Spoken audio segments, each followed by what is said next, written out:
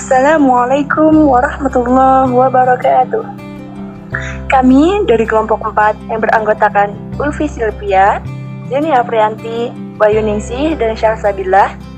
Di sini kami akan menjelaskan tentang ad-domair wa dhamiru sya'ni wa nunu wiqayah.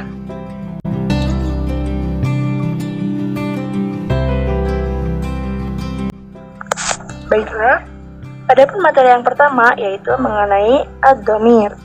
Ad-dhamir huwa ismun ma'rifatun yadullu 'ala al-mutakallimi awil mukhatabi awil ghaib. Dhamir ialah isim ma'rifat atau kata ganti dalam bahasa Arab yang menunjukkan mutakallim, mukhatab, dan ghaib. Adapun mutakallim yaitu kata ganti untuk orang yang berbicara. Dan dhamir tersebut diantaranya ada ana yang berarti saya, nahnu yang berarti kita. Berikutnya yaitu ada dhamir mukhatab, yaitu untuk orang yang sedang diajak berbicara. Dan dhamir tersebut diantaranya ada anta untuk kamu laki-laki, antuma kalian dua laki-laki, antum kalian laki-laki yang lebih dari 3 orang. Berikutnya itu ada anti yang berarti kamu perempuan, antuma kalian 2 perempuan, antuna kalian perempuan yang lebih dari 3 orang.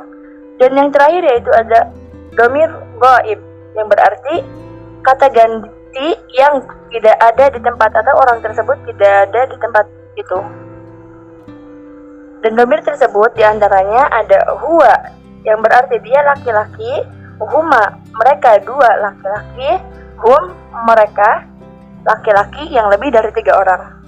Hiya yang berarti dia perempuan, huma yang berarti mereka 2 perempuan, hunna mereka perempuan yang lebih dari 3 orang.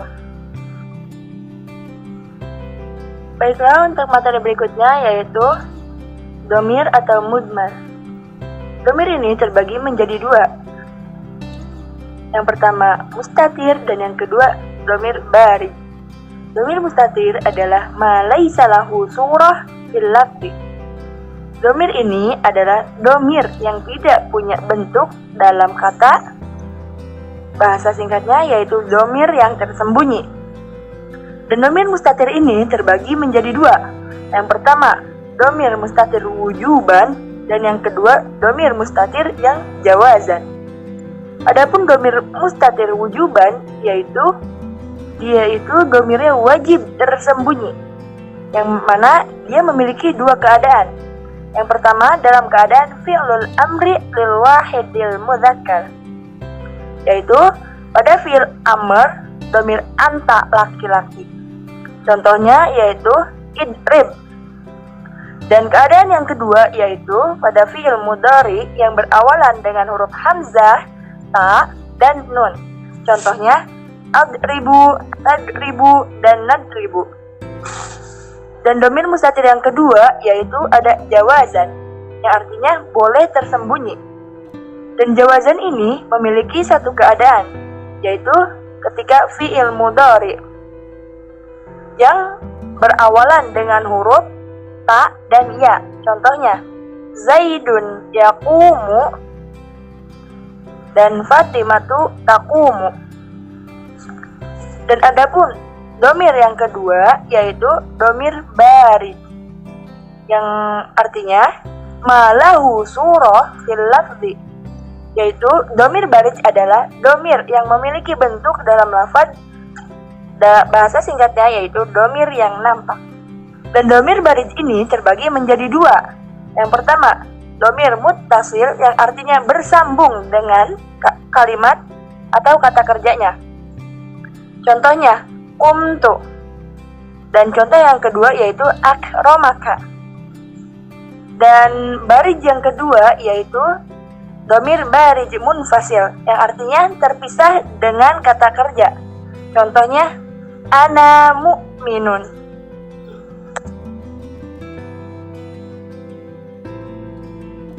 Baiklah, untuk materi berikutnya yaitu dhamir barij muttasil, yang mana dhamir barij muttasil ini memiliki 3 keadaan. Yang pertama, ketika keadaan marfu, yang kedua ketika keadaan mansub, dan yang ketiga ketika keadaan majrur. Dan domir muttasil yang keadaan marfu itu diantaranya seperti doroba, dorobu, dorobata, dorobna, dorobta, dorobtuma, dorobtum, dorobti, dorobtuma, dorobtunna, dorobtu, dorobna. Dan ketika keadaan mansub sebagai berikut: akromani, akromna, akromaka, akromaki, akromakuma, akromakum, akromakunna, akromahu, akromaha, akromahuma, akromahum, akromahunna. Dan untuk dhamir muttasil yang keadaan majrur, contohnya sebagai berikut: marra bi, marra bina, marra bika, marra biki, marra bikuma, marra bikum, marra bikunna, marra bihi, marra biha, marra bihima, marra bihim, marra bihinna. Nah, untuk materi berikutnya yaitu ada dhamir bariz munfasil. Dhamir bariz munfasil ini terdapat dua keadaan. Yang pertama yaitu ketika keadaan marfu, dan yang kedua yaitu ketika keadaan mansub. Adapun contoh dhamir bariz munfasil ketika keadaan marfu ini sebagai berikut: huwa, huma, hum, hiya, huma, hunna, anta, antuma, antum, anti, antuma, antunna, ana, nahnu. Dan keadaan yang kedua yaitu ketika keadaan mansub. Contohnya yaitu berikut: iyaha, iyahuma, iyahum, iyaha, iyahuma, iyahunna, iyaka, iyakuma, iyakum, iyaki, iyakuma, iyakunna, iyaya, iyana. Nah, yang selanjutnya akan membahas mengenai dhamir sya'an. Apa itu dhamir sya'an? Huwa ad-dhamiru alladzi tufassiruhu al-jumlatu allati waqa'at ba'dahu, yaitu dhamir yang ditafsiri dengan jumlah setelahnya. Nah, jumlah di sini yaitu baik berupa jumlah ismiyah maupun jumlah fi'liyah.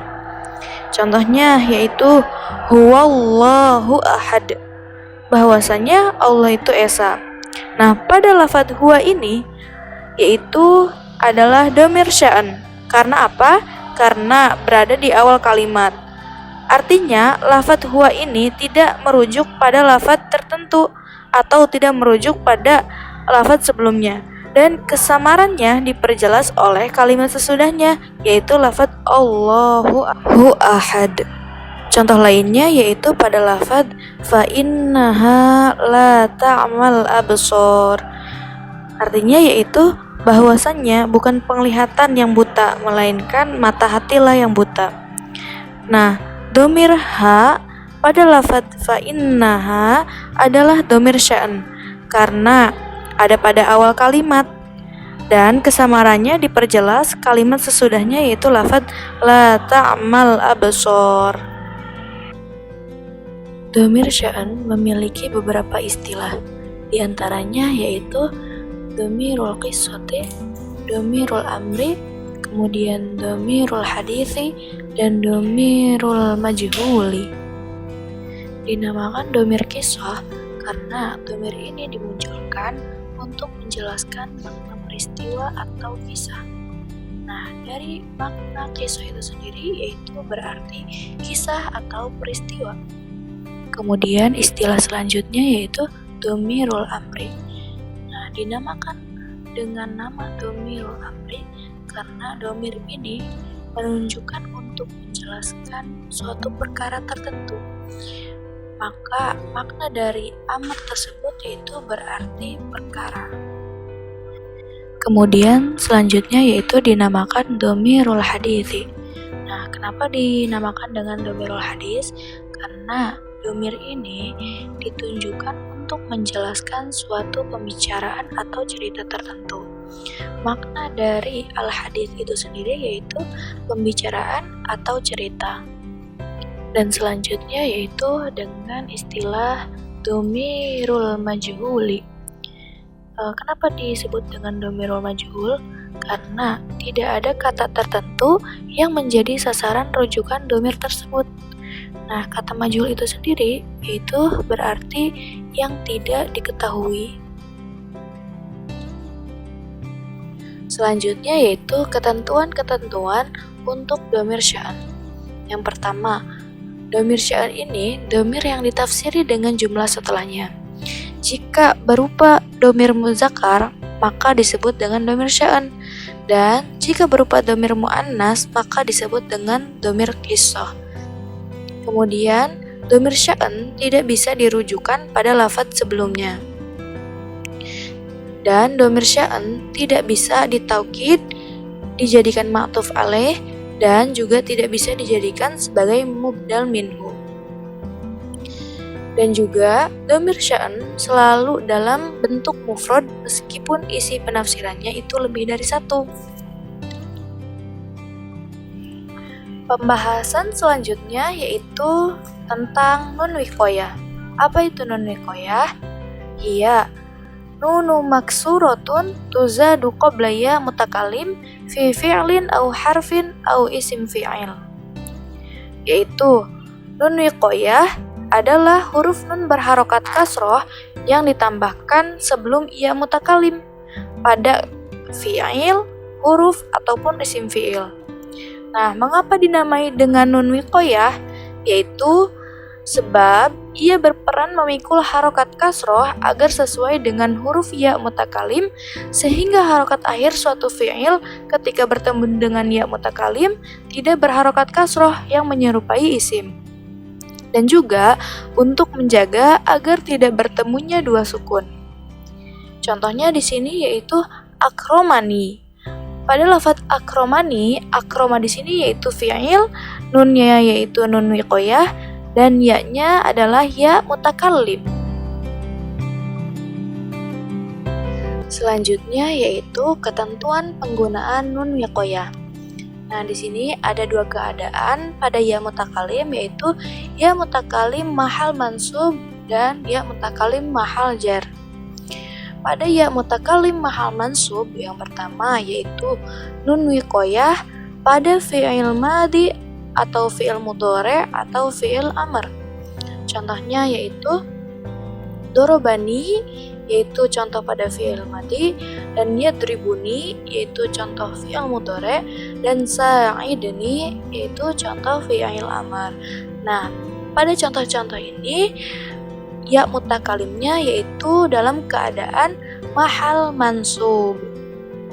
Selanjutnya yaitu ya mutakalim mahal mansub ketika nun wiqayah pada isim fi'il. Contohnya alaikani. Nah, alaikani ini asal dari lafadz ilzam, yaitu yang artinya tetap.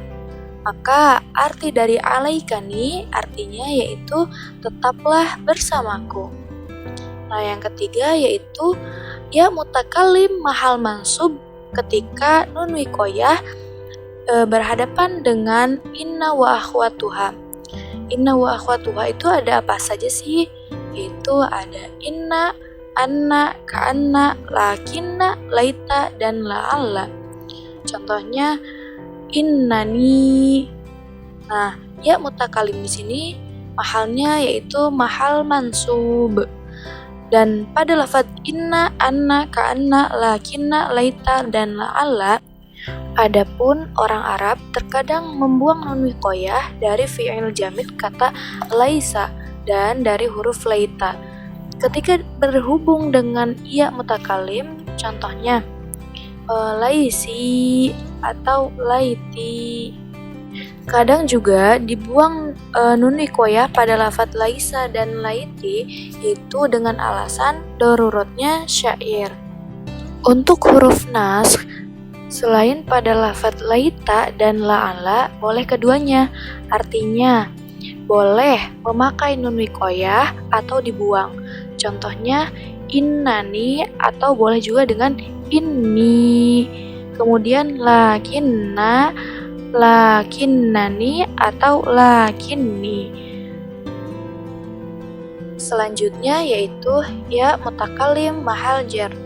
Yang pertama yaitu ketika nun wiqoyah berhadapan dengan huruf jar, min, dan an. Pada huruf min dan an ini wajib diperantarai dengan nun wiqoyah. Contohnya, ya Khalidu ibta'id anni. Nah, pada lafaz anni yaitu huruf jar yang ketempelan dengan nun wiqoyah dan ya mutakalim di sini mahalnya yaitu mahal jar. Yang kedua yaitu nun wiqoyah pada mudhof. Apabila ya mutakalim menjadi mudhof ilaih dan yang menjadi mudhofnya yaitu kata berakhiran huruf sukun, maka nun wiqoyah boleh menjadi perantara ataupun dibuang. Namun lebih utama dengan tetap penampakannya seperti pada kata ladun yang bermakna inda atau kod dan qad yang bermakna hasib. Contohnya yaitu ladunni atau qadni ataupun qadni. Wallahu a'lam bishawab. Mungkin hanya itu yang dapat kami sampaikan. Semoga bermanfaat. Wassalamualaikum warahmatullahi wabarakatuh.